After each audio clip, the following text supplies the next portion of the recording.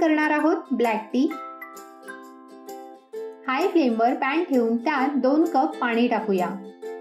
Black टीला south इंडियामध्ये cotton चहा, सुलेमानी चहा, मलबार चहा असे म्हणतात।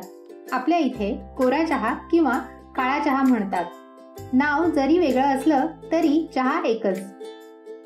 पाण्याला उकळी फुटली आहे, त्यात 2 लवंगा, 2 वेलची, 1 छोटा दालचिनीचा तुकडा, 1 इंच किसलेलं आलं आणि अर्धा टीस्पून चहा पावडर टाकून 3 मिनिटं उकळून घेऊया। 3 मिनिटं झालेली आहेत। पहा काय छान रंग आला आहे। तुम्हाला अजून कडक चहा हवा असेल तर चहा पावडर जास्त टाका।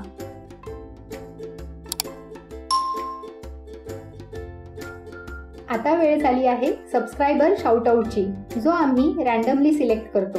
Shout out to Rupali Barge. Thank you so much for your support. जर तुम्हाला पुढील सबस्क्रायबर शाउट आउट मध्ये आपलं नाव पाहायचं असेल तर चॅनलला सबस्क्राईब जरूर करा। 2 टीस्पून साखर टाकूया। तुम्ही साखरेऐवजी गूळ किंवा खडी साखर टाकू शकता।